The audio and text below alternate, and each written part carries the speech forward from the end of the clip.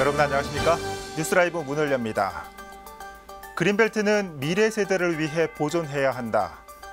최근 그린벨트 일부 해제를 통한 개발 검토에 대해 문재인 대통령이 어제 그린벨트 보존으로 최종 가닥을 잡았습니다. 서울에서는 세곡동과 내곡동 일대가 후세에 물려줄 녹색 재산으로 남게 되지만 앞으로 수도권 주택 공급 방안 마련에 관심은 더욱 모아지게 됐습니다. 7월 21일 뉴스라이브 지금부터 시작합니다. 오늘의 헤드라인입니다. 강서구 요양시설에서 코로나19 확진자 9명이 확진되는 등 서울을 중심으로 또다시 확산 우려가 높아지고 있습니다.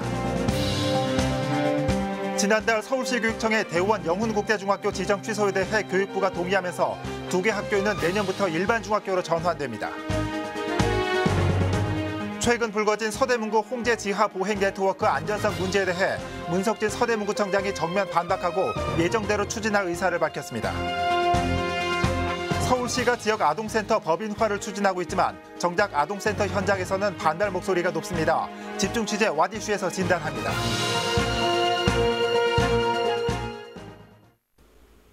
전 세계적으로 코로나19 항체 치료제 개발이 한창인 가운데 국내에서도 개발의 속도가 붙었습니다. 관련해서 취재 기자와 얘기 나눠보겠습니다. 이재용 기자. 네, 보도국입니다. 네, 국내 코로나19 항체 치료제의 인체 임상 도입 소식이 있죠. 네, 질병관리본부는 국책 과제로 코로나19 항체 치료제를 개발 중인 회사죠. 셀트리온이 식품의약품안전처로부터 항체 치료제의 임상 시험 계획을 승인받고 인체 임상에 돌입했다고 어제 밝혔습니다. 이번에 돌입한 임상 일상은 충남대병원에서 건강한 피험자 32명을 대상으로 진행되는데 3, 4분기 내에 시험을 끝낸다는 계획입니다. 또 올 연말까지 임상 2, 3상을 통해서 경증 환자와 중등증 환자를 대상으로 임상 중간 결과를 확보하고 밀접 접촉자에 대한 예방 임상 결과는 내년 1, 4분기까지 확보할 계획입니다. 치료제 개발 목표 기한은 내년 상반기까지입니다. 셀트리온은 치료제 개발이 완료되는 대로 대량 공급이 가능하도록 올 하반기부터 치료제 상업 생산에 돌입할 계획입니다. 한편 GC, 녹십자도 코로나19 혈장 치료제의 임상시험용 제품 생산을 개시했다고 어제 밝혔습니다. 해당 치료제는 코로나19 완치자의 혈장 속에 포함된 다양한 항체를 추출해서 만든 의약품입니다. GC 녹십자는 이번 달 마지막 주에 임상 계획을 신청할 것으로 보입니다. 네, 확진자도 많이 늘어난 것 같습니다. 코로나19 발생 상황은 어떻습니까? 네, 어제 강서구 소재 요양시설과 관련해서 이용자 9명이 확진되는 등 여전히 코로나19는 현재 진행형입니다.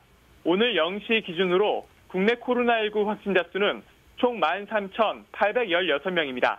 어제보다 45명 늘어났습니다. 사망자 수는 296명으로 어제와 같습니다. 서울의 확진자 수는 어제보다 21명 더 늘어난 1,498명입니다. 사망자는 지금까지 10명입니다. 서울의 감염 경로 현황은 오늘 오전 0시 기준입니다. 개별 산발이나 조사 중인 사례를 의미하는 기타가 402건으로 가장 많습니다. 그 다음으로 해외 접촉 관련이 329건, 경로 확인 중이 151건, 이태원 클럽 관련이 139건 등입니다. 지금까지 보도국에서 코로나19 소식 전해드렸습니다. 네, 이재용 기자 수고했습니다. 코로나19 발생 상황 살펴봤습니다. 교육부가 대원국제중학교와 영훈국제중학교의 특성화중 지정 취소에 동의했습니다. 교육부는 최근 특수목적고등학교 등 지정위원회를 열고 국제중과 관련한 심의를 진행한 결과 서울시교육청의 국제중 운영 성과 평가에 따라 대원국제중과 영훈국제중의 특성화중 지정 취소에 동의한다고 어제 밝혔습니다. 교육부는 해당 학교들이 국제중 설립 취지에 맞는 글로벌 인재 양성을 위한 교육 활동에 전반적으로 미흡했으며 서울시교육청의 평가 또한 적정했다고 지정 취소 동의 이유를 덧붙였습니다. 한편 교육부의 국제중 지정 취소 동의로 두 학교는 내년 일반 중학교로 전환되며 현재 학생들까지는 국제중 신분을 유지하게 됩니다. 얼마 전 서대문구가 추진 중인 홍제 지하 보행 네트워크 사업의 안전성 문제가 제기된 바 있습니다. 이에 대해 문석진 구청장은 제기된 의혹에 정면 반박하며 강한 사업 추진 의지를 다시 한번 내비쳤습니다. 엄정규 기자가 보도합니다. 임기 2년을 남겨둔 문석진 서대문구청장은 홍제 지하보행 네트워크 사업 추진에 강한 의지를 내보였습니다. 20일 열린 기자간담회를 통해 남은 임기 동안 홍제 권역 활성화에 주력하겠다고 밝힌 것. 침체된 홍지역 일대를 활성화시키기 위해선 보행 환경 개선이 필요한 만큼 해당 사업은 선택이 아닌 필수라는 입장. 또 강북 횡단선의 마중물 사업으로 홍제역의 환승 통로를 만들어야 한다고 설명합니다.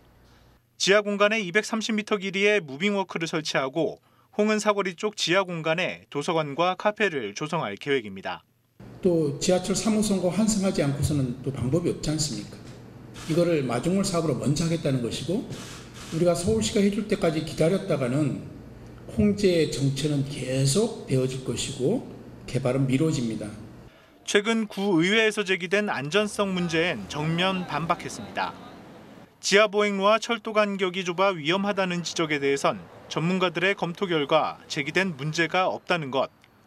또 지하철 환기구 이전 비용이 과소 책정됐다는 의견에 대해선 사업비 495억 원과 별개로 또 다른 공사비를 책정할 수 있다고 밝혔습니다. 별도의 토목 계산을 하든지 아니면 우리 홍제 도시재생 사업을 하든지 얼마든지 좀 가능하다고 봅니다. 한편 홍지역 일대 지상구간 개발에 대해선 국비와 시비 100억 원을 확보해 도시재생 사업이 추진될 예정이라고 설명했습니다. 특히 지상구간에서 넓은 면적을 차지하고 있는 인왕시장의 경우 재개발 사업이 무산된 곳이지만 주상복합 건물 형태로 개발하는 방안을 다시 한번 검토 중인 것으로 알려졌습니다. 서울시가 그동안 해산시켰거나 미뤘던 재개발 재건축을 어떻게 할 것인가에 대한 용역을 이번에 발주한 걸로 알고 있어요. 주민이 요구하면 할 수 있도록 이렇게 추진 동력을 갖게 되면 저는 개발 사업이 가능하다고 생각합니다. 문석진 구청장의 대표 공약이었던 홍제 지하보행 네트워크. 사업의 타당성과 안전성 논란을 딛고 내년 착공에 들어갈 수 있을지 관심이 모아지고 있습니다. 딜라이브 서울 경기 케이블 TV 엄종규입니다. 마포구가 옛 마포구청 제3별관에 계획 중인 출판, 인쇄, 스마트 앵커 시설 건립이 본격화될 것으로 보입니다. 전액 외부 자본으로 건립 예산이 확보된 겁니다. 천서연 기자입니다. 마포구가 옛 마포구청 제3별관에 추진하고 있는 출판, 인쇄, 스마트 앵커. 출판, 인쇄, 스마트 앵커 추진에 동력이 생겼습니다. 국비 25억 원 투입이 새롭게 확정된 것. 중소벤처기업부가 주관한 소공인 복합지원센터 구축 운영 사업에 최종 선정된 결과입니다. 서울에서는 마포구가 유일합니다. 7월에 국비 25억을 확보함으로써 전액 외부 공모 사업을 통해서 이 사업을 추진하게 돼 있습니다. 마포구는 부지만 제공하게 돼 있고 이로써 출판, 인쇄, 스마트 앵커 시설을 짓기 위한 예산 마련은 끝났습니다. 구비 투입 없이 시비와 국비 그리고 민간 투자 등 전액 외부 자본으로 시설이 건립되는 겁니다. 전체 예산은 192억 원, 지하 4층, 지상 5층 규모로 출판과 인쇄업에 종사하는 소상공인이 일할 수 있는 54개의 입주 공간이 만들어지고 3D 프린팅과 인쇄 기계 등을 사용할 수 있는 공동 작업실 등이 들어설 예정입니다. 무엇보다 센터 안에서 제품 기획부터 판로 개척, 비즈니스 모델 발굴에 이르기까지 원스톱 지원됩니다. 그 안에는 공용 장비 공장이 있는 거고 인쇄 3D 프린트 등 이것들은 그 입주 업체만 쓰는 거 아니고 마포구 출판 인쇄 관련 업체들이 저렴하게 이용할 수 있는 그런 공장이 되겠습니다. 한편 마포구는 최근 홍대 입구역에 문을 연 출판문화진흥센터와 건립 예정인 스마트 앵커를 연계해 출판문화 인프라를 확장시켜 나갈 예정입니다. 마포 출판인쇄 스마트 앵커는 내년 말 준공 계획이 있습니다. 딜라이브 서울 경기 케이블 TV 천선입니다.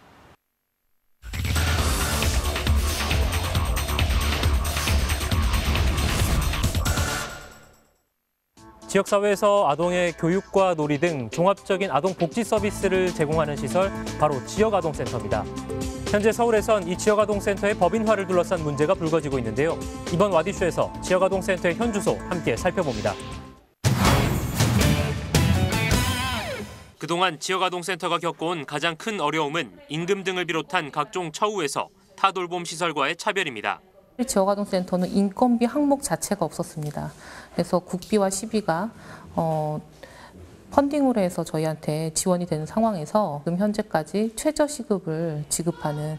이에 서울시는 올해 7월부터 지역아동센터 종사자도 서울시 사회복지사 단일임금 체계를 적용받을 수 있도록 했습니다. 하지만 그 대상을 법인인센터로 한정했고 개인 운영센터는 배제했습니다. 법인화를 통한 공공성 강화와 단일임금 적용을 연계 추진하는 것이 서울시의 정책 기조. 하지만 이는 현장의 반발을 불러일으키고 있습니다. 달라지는 거 없는 그런 법인화라고는 공공화라고는 그 문제를 가지고 지금 개인 시설과 법인 시설을 차별을 하는 것은 이건 현장에서 받아들이기 굉장히 어려운 뼈아픈 정책이다 이렇게 생각하고 있습니다. 그 운영 주체 변경은 분명히 운영 주체의 선택인데 인건비를 그거와 함께 해서는 안 됩니다. 인건비라는 것은 노동의 기본권입니다. 동일 노동은 동일 임금을 받게 저희가 노동법에도 기재가 되어 있는 것처럼 서울의 지역아동센터는 모두 430여 곳, 이 중 약 70%가 개인이 운영하는 곳입니다. 법인화가 단일임금 적용의 선제 조건인 상황에서 결국 개인 운영센터는 법인화를 고려할 수밖에 없는 처지. 중랑구의 한 지역아동센터입니다. 개인이 운영하는 곳으로 시의 정책 방향에 따라 최근 법인화를 추진했습니다. 법인 등기까지 마쳤지만 지자체 선정위원회를 넘지 못하며 법인화는 무산됐습니다. 센터 주변 50m 안에 유해시설, 즉 노래방이 위치해 있기 때문인데 지역아동센터의 신규 신고시 아동복지법 시행규칙 제24조에 청소년 유해업소가 없어야 한다는 규정을 적용받는 것입니다. 저희가 2006년도 설립 당시에는 이런 법조항이 없었어요. 그래서 14년까지 이렇게 쭉 애들을 케어해 왔어요. 저희가 노력 안 해본 것도 아니고 또 유해시설 없는 아파트로 들어가라는데. 최근 서울시의회 시정질의에서도 같은 문제가 제기됐습니다. 대부분 주택가 안에 있다기보다 아이들 오기 편한 장소에 사실은 이 지역아동센터들이 위치하고 있거든요. 즉 유해시설 50m 노래방까지 포함해서의 기준을 됐을 때 제대로 법인화의 요건을 갖추면서 지역아동센터를 갖추기가 어렵다. 결국 지역아동센터 측에선 법인화 과정에서 유해시설 입지로 어려움을 겪고 있는 만큼 지침이나 법 개정이 시급하다는 입장입니다. 이렇게 촘촘하게 돌봄이 있으려면 이 청소년 보호법은 정말 큰 걸림돌이 되는 부분인 거예요. 그래서 이 부분은 복지부가 하루빨리 인식을 하고 특히 대도시 권역에서는 이 부분은 당장 해결하지 않으면 아동들을 돌볼 수 있는 시설 자체를 만들 수 없도록 복지부가 나서서 방해를 하고 있는 꼴이 되는 거예요. 지역아동센터가 느끼는 차별 또 하나. 정부는 초등돌봄의 공백을 메우기 위해 다함께 돌봄센터라는 이름의 시설을 대대적으로 확충하고 있습니다. 서울시는 이를 우리 동네 키움센터라는 고유 명칭을 사용해 사업을 추진하고 있습니다. 그런데 문제는 분명 지역아동센터와 유사한 성격의 시설임에도 우리 동네 키움센터는 청소년 유해시설에 대한 입지 기준을 권고하는 수준에 그치고 있습니다. 규정상은 강제조항은 아니라는 게 조금 다른 거죠, 지센하고는. 문서적으로는 권고사항이고 저희가 공간 확정을 위한 심의위원회에서는 거의 권고사항이지만 확정사항인 것처럼 거른다는 게 팩트예요. 하지만 현장을 둘러본 결과 서울시 내 82개 우리 동네 키움센터 중 청소년 유해시설이 50m 이내에 위치한 곳은 적지 않았습니다. 구로구에 위치한 한 우리 동네 키움센터입니다. 이곳 바로 맞은편 채 50m가 되지 않는 거리에 청소년 출입 금지업소인 노래방이 위치해 있습니다. 아동 돌봄이라는 그런 비슷한 기능을 수행하고 있는 두 기관이 서로 다른 지침을 받고 있는 거거든요. 굉장히 형평성이 어긋난다라고 볼 수 있습니다. 이것은 이제 정부의 국정 과제를 조금 더 신속하게 처리하기 위해서 조금의 유연성을 둔 거라고 할 수 있지만 분명히 이거는 이제 그 돌봄 기관에 종사하고 있는 종사자들의 차별과도 연결되는 문제이기 때문에 이 부분 반드시 시정돼야 된다라고 생각합니다. 지역아동센터 측은 10년 넘게 제대로 된 노동의 가치를 인정받지 못하면서도 이 사명감 하나로 돌봄의 책무를 다해왔다고 호소합니다. 하지만 법인화를 전제로 한 노동가치 인정의 잣대와 타 돌봄 시설과의 엄연한 차별, 여전히 지역아동센터의 시름을 깊어지게 하고 있습니다. 와디쉬 김동훈입니다.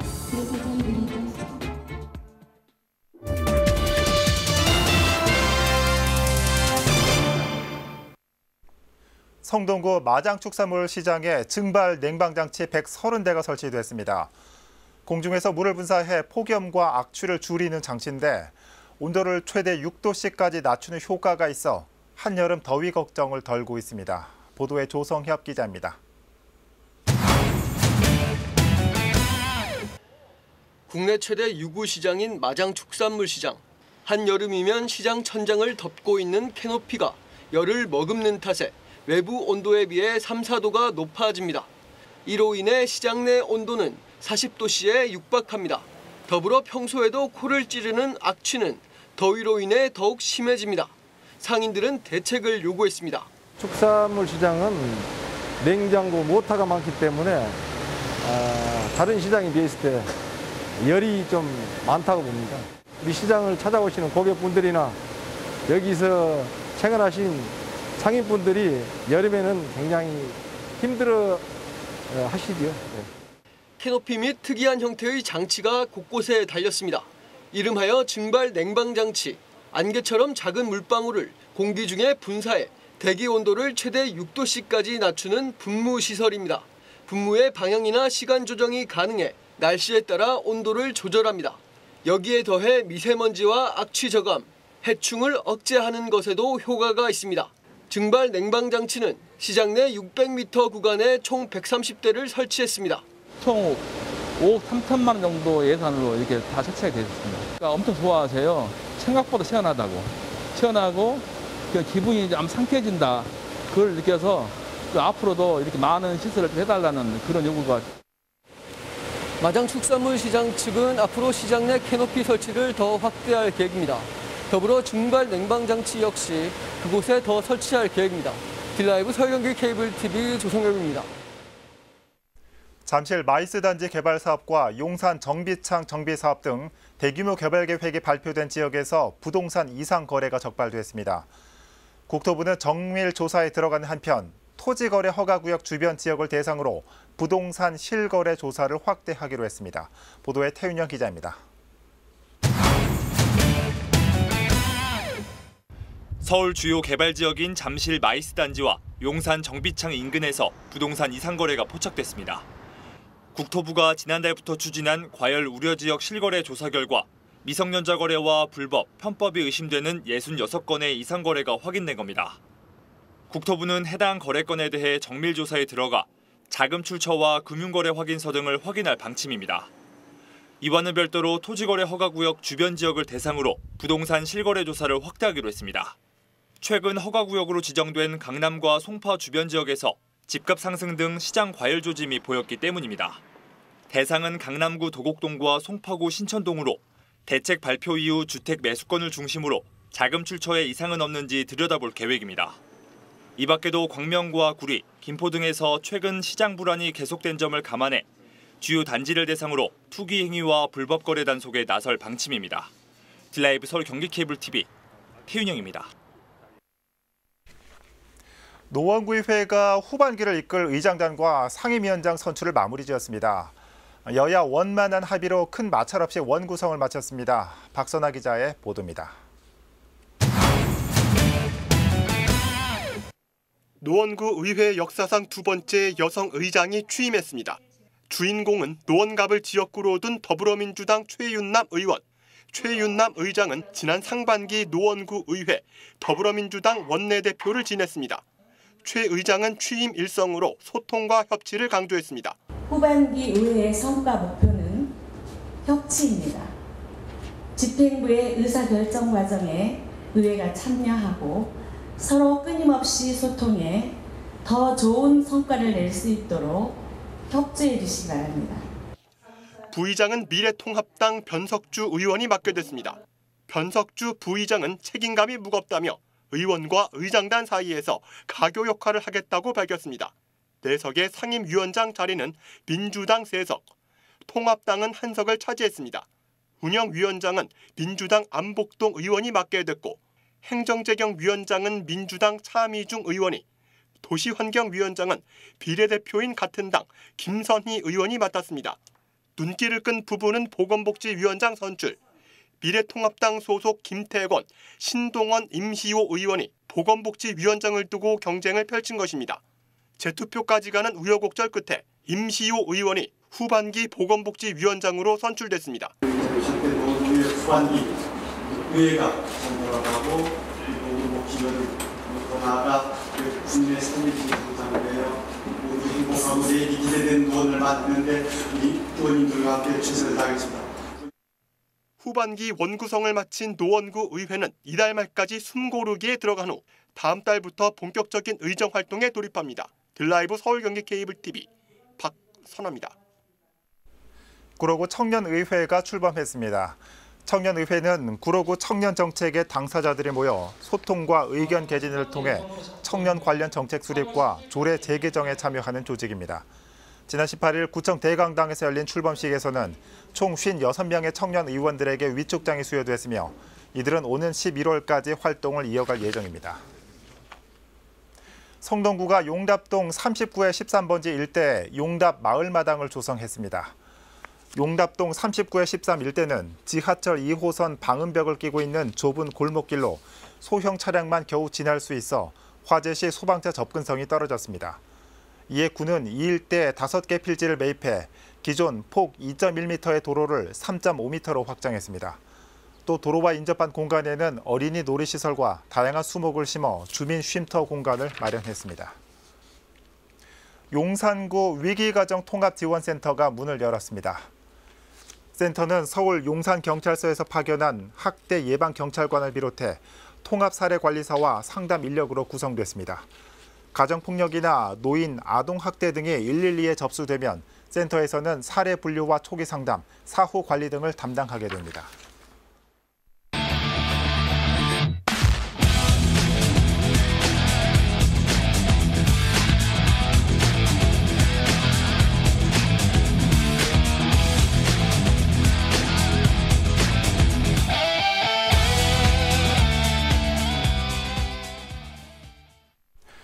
지난해 주최 측 추산 15만 명이 참가했던 축제.